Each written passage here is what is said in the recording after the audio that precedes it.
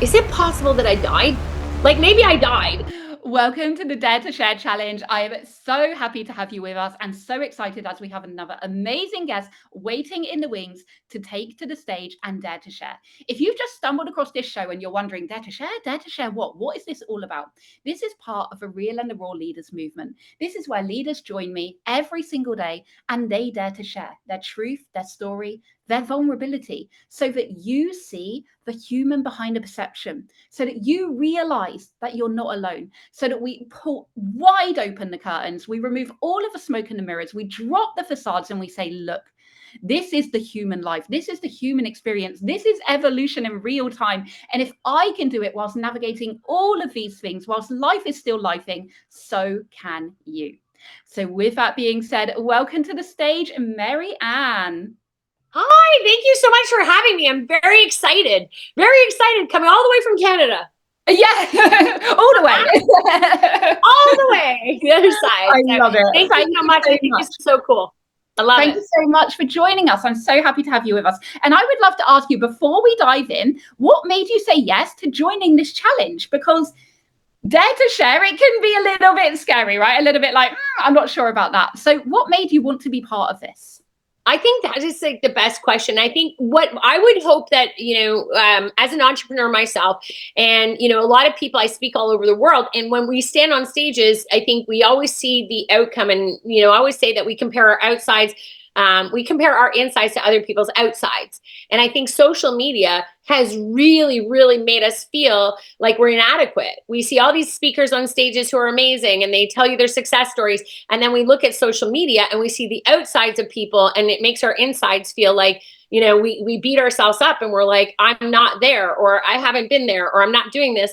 And I think with this movement, hopefully that a lot of people will understand that what you're seeing, outside of other people is not necessarily their insides. It's not what it truly is. And I'm hoping that eventually, by sharing some of our stories that I'm going to see on this amazing venture, is that we're going to actually be able to say, look, our insides are actually almost all the same. We've all been through it. And the more vulnerable we are, and the more people can see that, I think that it's going to allow us to not beat ourselves up. And I think there's a lot of people that even myself, I've fallen into that, where I compare what I see on the outside of people. And I think that that's truly what's going on and how perfect it is. And why am I not there? And I think this is a really cool movement. So when I read about it and I saw it, I normally don't even jump on stuff like this, but I was like, no, I really want to do this because you know what? It's vulnerability, but I think it's going to have such an impact. I hope women and men all over the world, will look at this project and say to themselves, you know what, this is amazing. I don't feel like I'm not where that I want to be based on fictitious stuff out there. So I think transparency and vulnerability is beautiful. It's beautiful. Amen.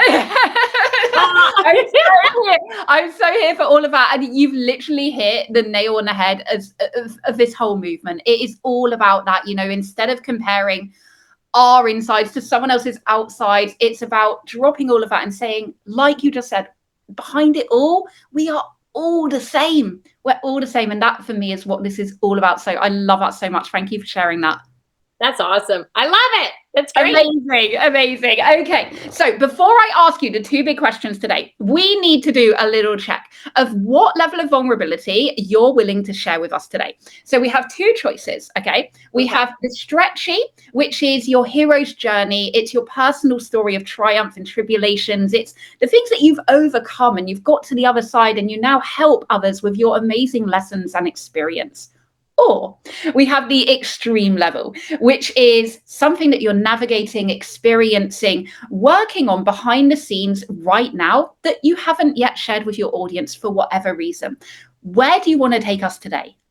That is such a good question. I'm going to go with the hero. I'm going to go with the hero journey. And as I just lost lighting, but I'm going to go with the hero journey. And because you know what, I think I have so many of those journeys, and I feel like that's a great one because I want people to see that you can get somewhere knowing what actually truly went on. So amazing. Yeah, I think the hero journey. Amazing. Let's do it. Okay. Right. So question number one. We're going to start off nice and easy.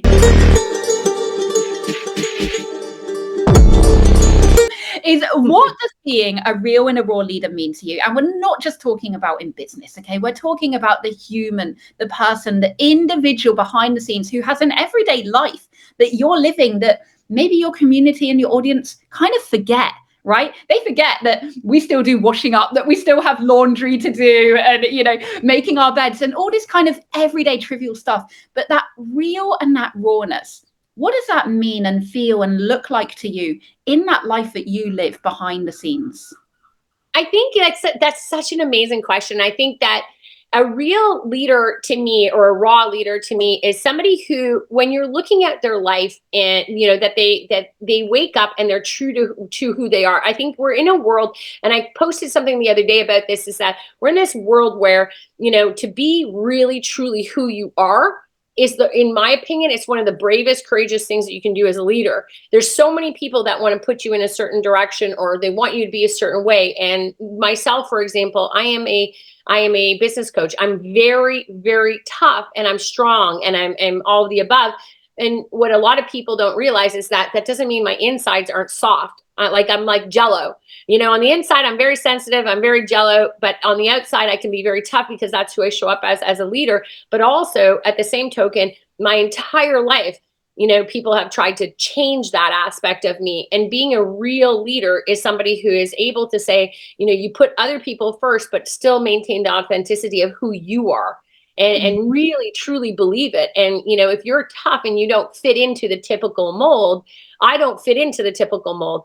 I'm not the typical, like, I am female, as you can see, but I'm also not a female who's afraid of saying what I want to say. I'm very strong, but I'm also very courageous, and I can be very blunt, but I'm also have a very, very high energy level. And many people would prefer and go, no, I prefer that, why aren't you soft? Why aren't you quiet? Why aren't you just more polite? Why aren't you more like a little lady? And that's not me. That's not a leader to me. To me, my true authentic leadership is the person who's able to say, look, you know what?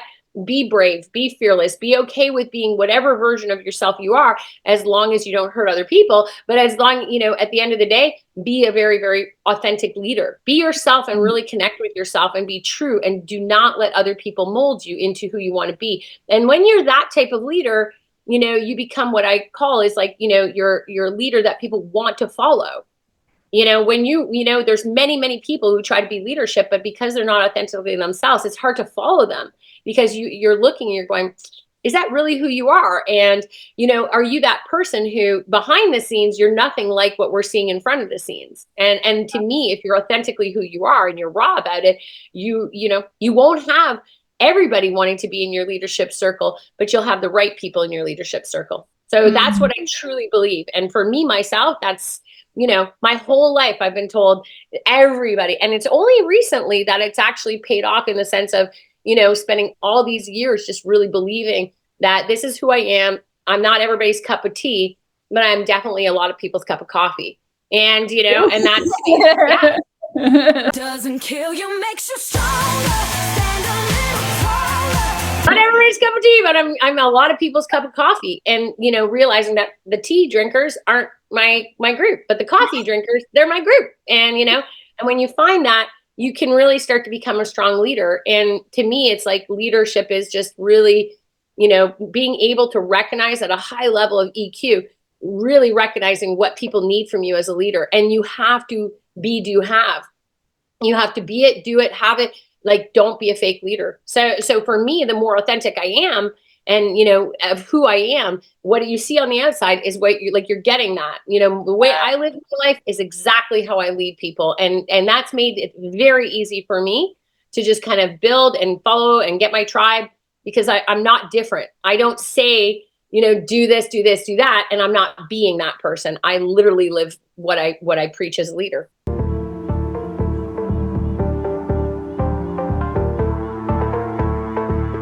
Yeah. Oh my gosh. There's so much in that. I'm like, okay, I know. I'll pick that up. That is so amazing. But you know what? I think the biggest thing that you just said there that stood out for me, Marianne, is not allowing others to mold you. It's about being true to who you are. And obviously for you, that's bold and courageous and, kind of unfiltered and those kind of things. But if you're not that, that doesn't mean that it's wrong, but it's about being convicted in whatever that is for you. Like you say, Yeah. not everyone's cup of tea, but you're your people's cup of coffee. I love that phrase so much. I'm definitely going to be using that in the future. Yes, yes, yes. I love it. I love it. Amazing. So, Marianne, are you Yes. ready for the big question? Yes, I'm ready for it. I'm not even, and this is not scripted, so I don't even have a clue where we're going. I love that. Those are always the best shares. They're like, no idea what I'm going to say, but I'm just going to Like, trust no idea. Whatever happens. So, for you guys watching, like Marianne has just said, she doesn't actually even know what she's going to share yet. And I never know what any of the speakers are going to share either. I'm sat here as eager and as excited as you are, on the edge of my seat, waiting to hear what they have to share. But the whole point of this is that they come and stretch their own level of vulnerability, that they go first, that they showcase their own real and raw leadership and really show you how similar we all are. So with that being said, Marianne, what are you willing to dare to share with us all today? I think I'm going to dare to share. So something that a lot of people, like, I hide it because it's not who I am anymore, but I used to be 300 pounds. And so I used to be 300 pounds, and obviously I'm not 300 pounds anymore, but I used to be 300 pounds and I never was. And what a lot of people don't realize is that journey to become 300 pounds. And the journey I'm going to share with you is how I became 300 pounds, but also, the journey of losing the weight. And then I'm now an Ironman, I'm an Ironman all world championship athlete. So yeah, so I did it in 5 years, and I spent, the hardest 5 years and during COVID time period, and that journey of really becoming that individual. But I think a lot of people see the Ironman all world championship athlete and they go, that's incredible. I didn't bike, run, or swim prior. So when I was 300 pounds, I made that life decision to change everything. And I think the journey was really incredible, but the stuff that we don't talk about is the stuff that's really the hardest things to decipher and pull out. So I'm going to share that. Please, let's do it. I am sat here already. Like, I need to hear this story. So take it away. Okay. So I think, one of the things that I talk about all the time is that the journey between entrepreneurship and having and working for somebody is when you really, I worked I built many multi-million-dollar coaching companies, and I worked for somebody who really worked me hard, and it really installed in my head. I didn't come from anything. I had nothing growing up. My family passed away when I was young. I was homeless. So I really didn't have a lot of leadership in my life or guidance. And so when I ended up really honing in on some great skills that I had, I went and worked for somebody else, a major company. And I worked so hard, nonstop, 24 hours a day, 7 days a week, that all the trauma of my past, and everything I went through, sometimes you go on autopilot. And I did. I went on autopilot, and I was so like, that was my validation. Because I had no family or anything, my validation came from being really successful at what I did at work. And the more successful I got in this corporation and the higher level I went, I masked all the pain that I was going through, and all the stuff I went through. I just ate. And I ate and I ate. And, some people have different addictions and different ways to console or comfort or whatever. But what happened to me is I just ate myself to the point where I became 300 pounds. And that was not how I used to be. But, I didn't even realize how bad it was getting. And I would live half in the United States, half in Canada. And I would eat. And the more successful I got, just eat. And I remember it was like I was never unhappy with myself at 300 pounds. I never was, I always just took care of myself. I never, looked terrible or anything like that. But I was 300 pounds. And it got to the point where the amount of abuse that I was getting, like, and the judgment that I got all the time, is I knew the inside there was a voice saying I was not supposed to be 300 pounds. But equally, I was starting to get ashamed of myself. I was, fat shamed all the time. Anytime somebody got angry with me or wanted to hurt me, they would use my weight and they would call me fat pig, fat cow, like everything you can imagine. Strangers would talk about that. Little kids, friends who had little children would literally ask me why I was so large. Like they, and like no filters on them. They'd be like, why is she so fat? And like, it never really felt like it got so hurtful what people would say, that I was even afraid to sit on stages and be interviewed. And I just became kind of reclusive where I just didn't want to go out because every time I would go somewhere, it was hard, and there was this voice inside of me just going, keep working, keep working, keep working. And a lot of us, like, even though I wasn't ashamed of myself, I couldn't understand how come I couldn't stop eating, and I couldn't understand what was happening, and I couldn't understand how every time I would try and fail mentally, I felt bad about myself. I tried every diet in the world. I laugh now and go, like, where was Ozempic? Like, like, where was it? Like, like, come on. But so I was like, I missed it by 6 years. But anyway, but so I really just never felt like, I mean, I saw this part of me dying. And then the judgment that I had, and how people treated me, and how I couldn't shop for clothes, and how I would go up the stairs and I would be out of breath, and all these things. And like, you look in the mirror and you'd walk into the shower and you'd be like, what is this? Like, who would love this, right? Who would love it? Not many people. And you're like, so you start beating yourself up over and over. And then the mental abuse that you get from other people, and the verbal abuse that you get from other people. It doesn't matter how good I was at business. I just didn't want to go anywhere. And I didn't know how to get out of it. And I remember that a friend of mine was trying to get me out of the house, and she's like, why don't you come cycling with us? And I was like, well, I don't own a bike. She's like, I'll lend you the bike. I'll lend you a helmet. Just come out. A bunch of girls, we're going out. And I remember going out, and I remember liking it. But I also remember I never cycled and stuff like that. And I remember looking at this tiny hill, and I was like, oh my God, how am I going to get up there? And mentally I was like, okay, I got to do this. And so we took a picture. We stopped for a break. We took a picture, and she sent it to me on email, and she says, are you okay if I post this on social media? And I looked at the picture and I just went, no, like, what is that? Like, that is the moment that it hit me. And I went, I am literally 300 pounds. I don't fit in the picture. I didn't fit in the picture. And I'm like, oh man. And I'm like, that's me. And everybody in the world is going to see it. And I said to her, I said, would you mind not posting it? I said, I got to change something. And I said, let me get back to you. So I went, and no word of a lie, I was reading the Guinness Book of World Records. And then I basically Googled it after. And I said, what is the hardest sport for somebody to do? And they said, and so it said, the hardest sport is Ironmans. They said it's known to be the hardest because you have to do 3 sports at a high level for 16, 17 hours. And I was like, I'm doing it. So I just said, so I texted my friend. I said, I'm going to become an Ironman athlete. And she said, I'm going to do an Ironman. She's like, okay. She's like, but like, you don't ride a bike, you don't run, and you don't swim. And I'm like, I know, right? It's kind of crazy. And I'm like, but that's what I have to do, because I'm like, I've been through so much in my life to overcome here. And I'm like, and that's my story. And so I hired 5 coaches, and I hired 5 coaches, and I said, I need help. So I had to figure out, one of them was a food therapist, who actually a psychologist, who worked with me to figure out what triggers me eating. That took 6 months to figure out, of every day writing it down, for him to realize that my trigger was deadlines. So every time there was a deadline, I would gorge food. My entire career was a deadline. So like every day I was like 20 deadlines a day that I had to hit. So I was like, and it was just comforting because it numbed me completely. And so when we found that out, that changed the game.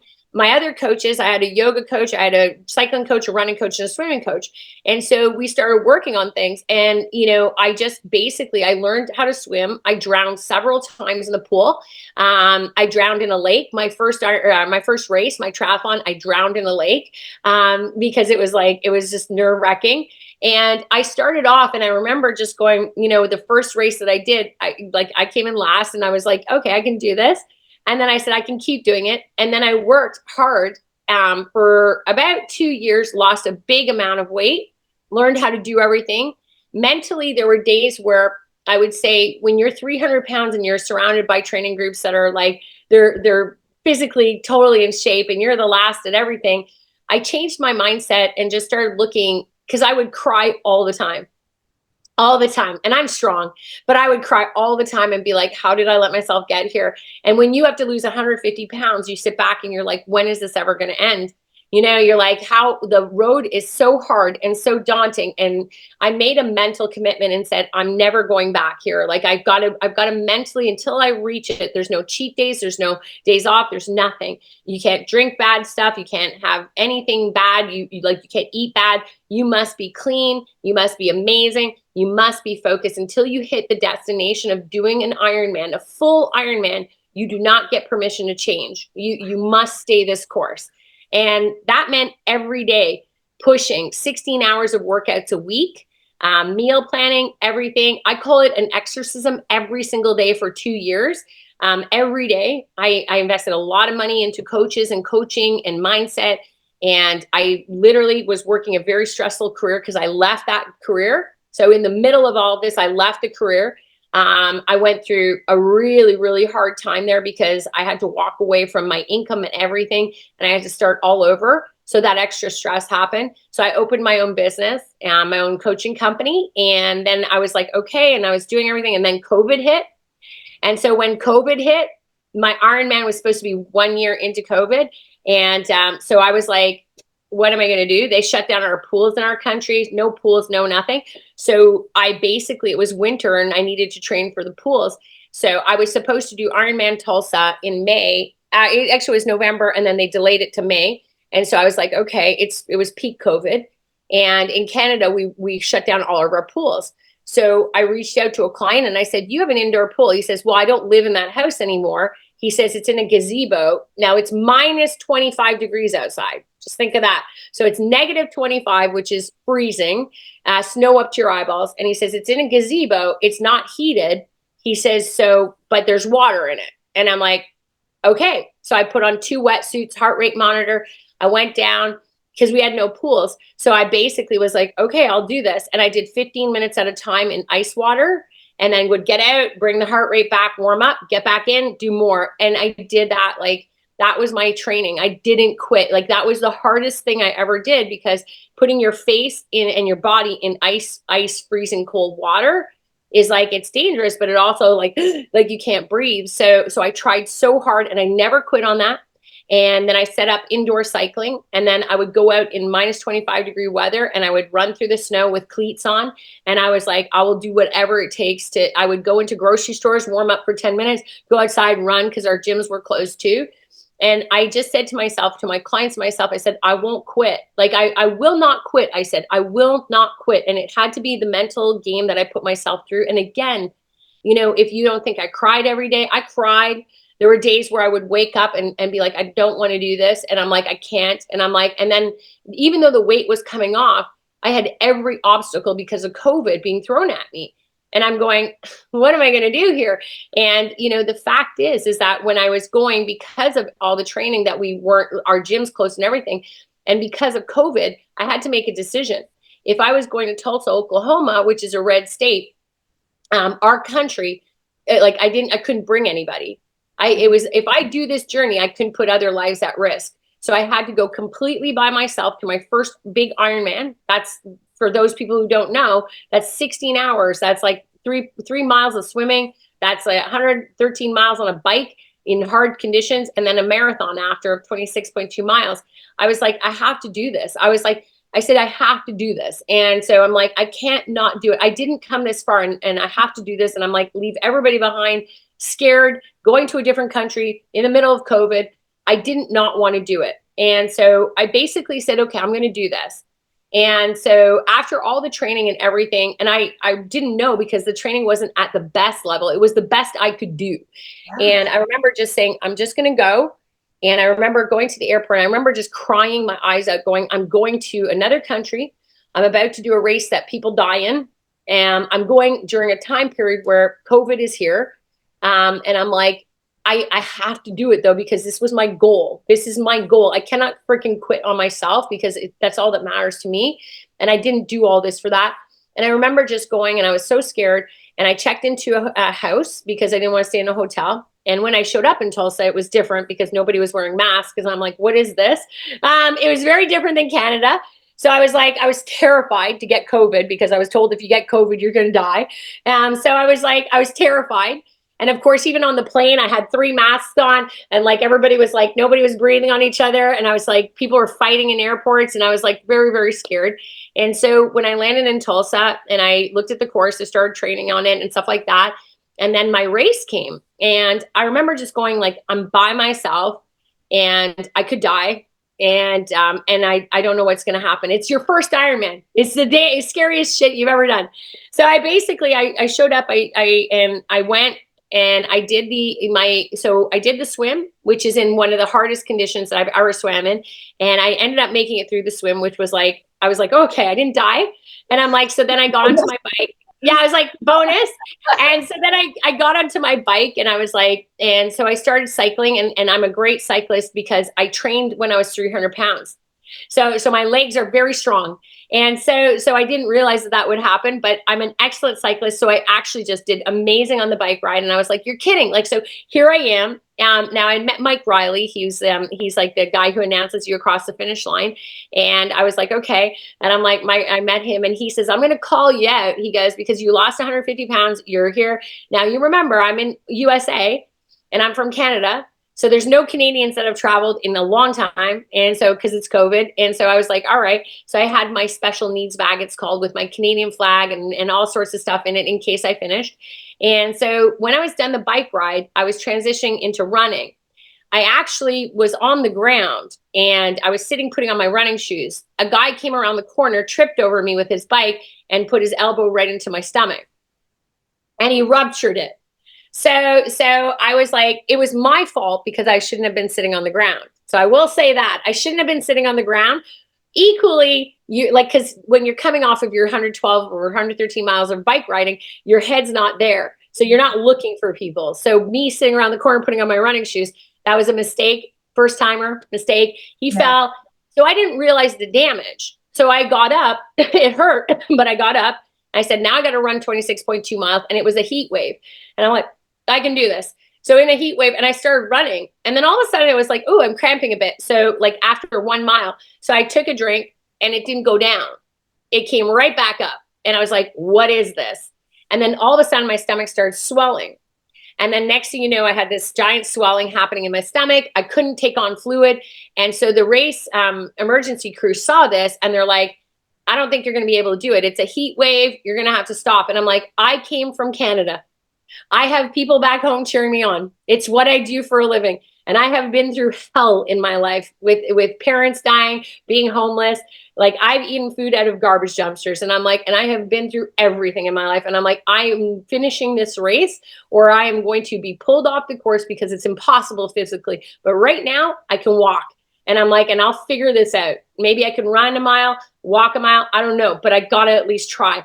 So they said, but you can't. We see you're not able to drink. Nothing's staying down. You're going to pass out in the heat. And I said, I got to at least try. If I pass out, you guys watch me. I'll be around. And they're like, okay. And I said, let me try. And I remember just thinking to myself, watching everybody pass me in the race going, like, it just makes me want to cry because I was like, I tried so hard. And I worked so hard to get there that I was like, what do I do? And a lot of us are on that journey in life where we ask ourselves, like, what do we do? You know, when you choice to give up and you're not allowed music on an Ironman, you're not allowed any assistance. You're on your own with your own thoughts. And what I realized during that Ironman is that every thought that comes to your head is one that just exposes how much we don't like ourselves.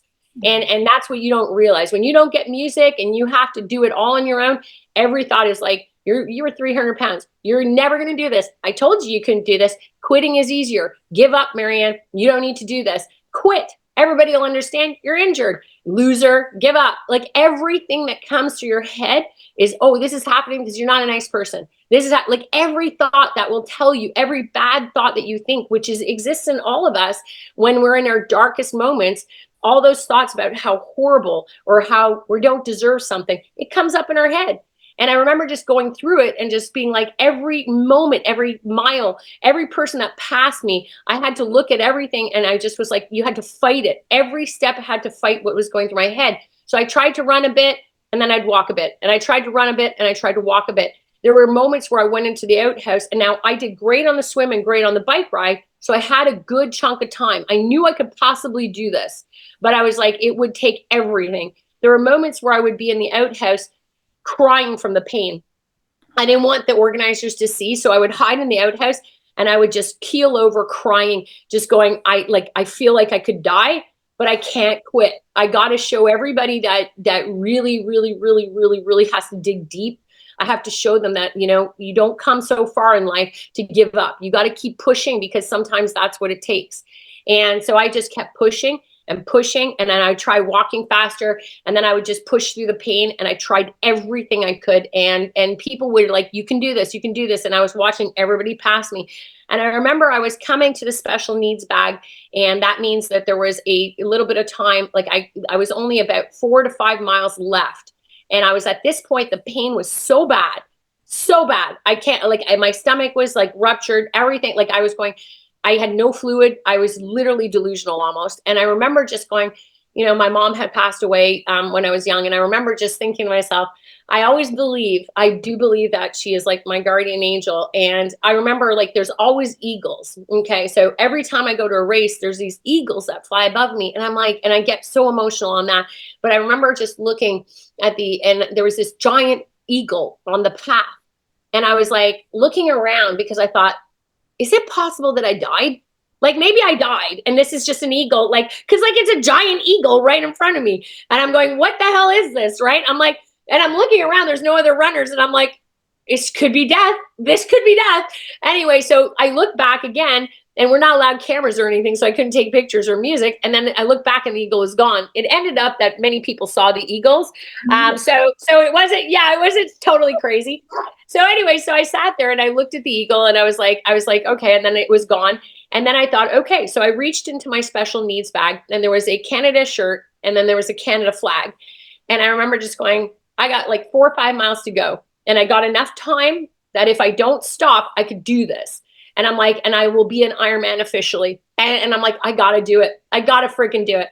And so I was sitting there, and I remember I started moving after I picked it up, and then I was 3 miles from the finish, and all of a sudden it was so bad that I had to stop, and I just sat on the side of the road, and I was watching, and everybody's like, you can do it, and you could tell I was like, I'm here 3 miles away and I can't figure this out in my head. And then those words. So I dug deep and I looked at everything, and I said, I have to, like this, like everything I've got, just figure it out 1 foot at a freaking time. And I remember just putting the shirt on, having the flag around me. And you go into Tulsa, there was this lineup in the last mile of the race. It's a bar sector. It's downtown. And so there was, in Tulsa, there had to be, even though it was COVID, it was 10 rows deep on both sides. It was already dark out because it's a 16-hour race. So it was already dark out, and you're racing against the clock. That's why there's so much stress. You have to finish it within that time frame. So there is 10 rows deep on both sides. The music's blaring, the bar community's out there, and they're like, and we have to go through it to get to the red carpet to finish, where Mike Riley's calling you in. And I remember thinking, everybody's tracking me at home going, she's in pain, right? And I got 3 miles left, and now I got 1 mile left, and I'm like, I'm doing this. And I remember having the flag around me, and I'm walking through this bar thing, and all you hear is like dead silence. And then somebody screams, there's a Canadian. And then I was like, they're like, is that a Canadian? And they're like, poutine, maple syrup. And they're like, oh my God. So, because they hadn't seen a foreigner in so long, like for COVID, that they were not expecting a Canadian because of the travel bans and everything else. And they weren't expecting somebody to take a chance and do this. And then all of a sudden, the entire crowd, 10 rows each deep, all the way down the last mile, started chanting, Canada, Canada, because they could see I was in pain. And they were cheering and screaming. I know, I get very emotional. And they were screaming so loud, and they were screaming me on. They're like, go Canada, go Canada, go Canada. And I remember I remember thinking to myself, every bit of pain was gone. Every bit of everything was gone. Every image was gone. And then all of a sudden, so I'm going down, and the red carpet's there. And I can see Mike Riley. He gets out and he's like, Marianne Gillespie, you've lost 150 pounds. He's like, you've got this, push through.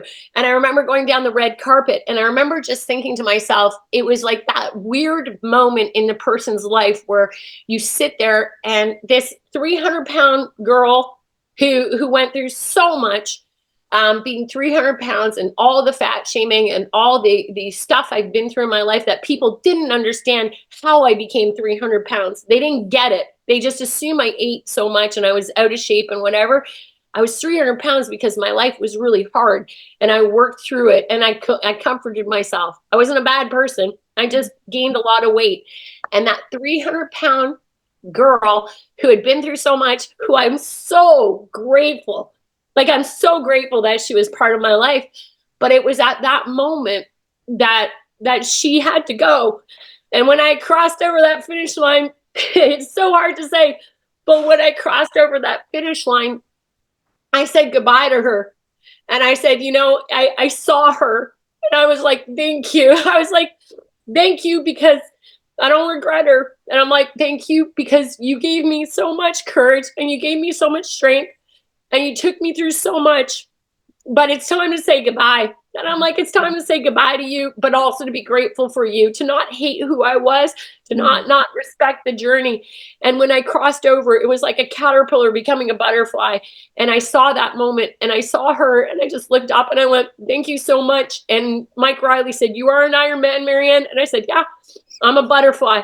And I'm like, I did it. I didn't quit. And I'm so grateful for that. And that's my hero journey. And that was the moment that just a few years ago that changed my life. So never, right, right. The point being is that, you know what, it's like, so many of us are judged for who we are and nobody sees who we can become.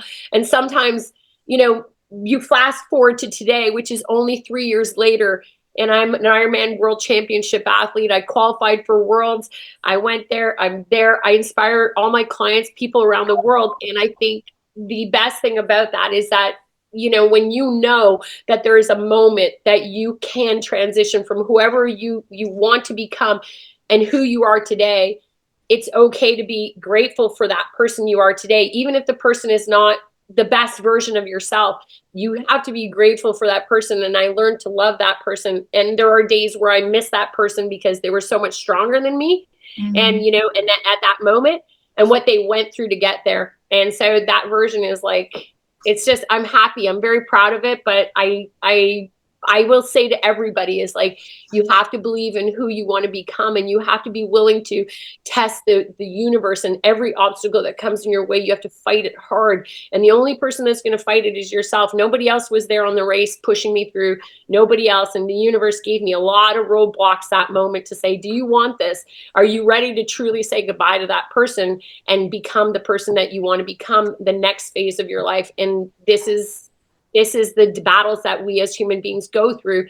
And now people see this Ironman World Championship athlete, but what they don't see is they don't see the person, that the 300-pound version that every day worked so hard and every day was crying on the floor, saying, is it going to get easier? And is it going to get better? And then the journey of doing the Ironman, they don't see that because they see the ending. And that's vulnerability, is to say it was hard. Oh my gosh. I mean, wow. Just you took me places I didn't even know were possible during that share. That, Marianne, I mean, where do I even begin? Just so powerful for all of you guys watching. I mean, absolutely watch that again and again and again, because so many lessons through that. But I think, you know what, the biggest thing that I took away from all of that is how much you're willing to get back up.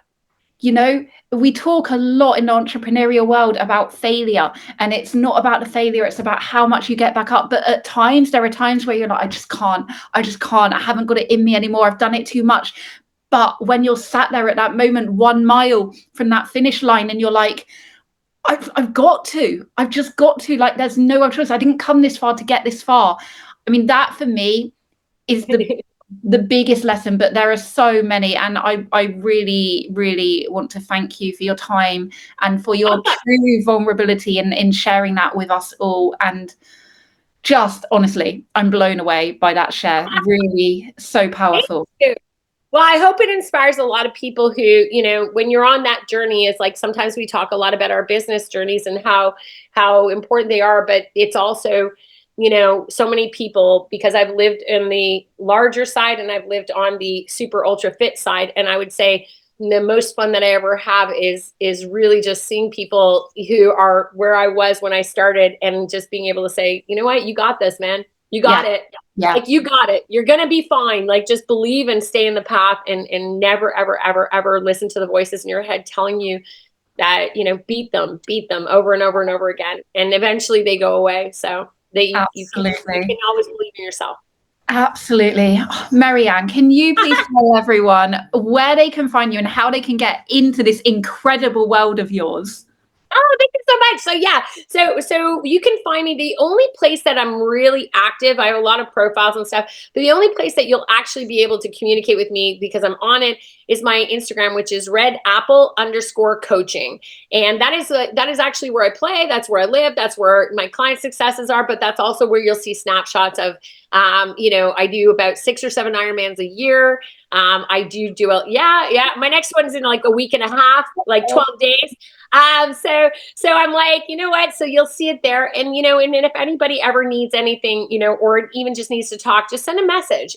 You will see that is actually me on that one. Everything else that is social profile, I'm not on, but that's the account that I'm on the most. And you can absolutely, or you can go to my website, which Canadian is redapplecoaching.ca. And anytime, if you need somebody to push you on a journey or talk to you on a journey, you know what, or you need somebody to just say, hey, you got this, you know what, I always love to help other people. And I do that just out of the goodness of my heart. Amazing. Marianne, thank you so much for braving the stage today and for daring to share your own truth, your own story, your own vulnerability, and most importantly, your real and your raw leadership. And for you guys watching, all of the links will be in the show notes below. So if you're busy doing things whilst watching this, don't panic. You can come back, get in Marianne's incredible world. I mean, why wouldn't you after listening to that? Just so powerful. Marianne, thank you so much for your time. And for you guys watching, thank you for joining us. And I'll see you again for the next Dare to Share. Bye for now.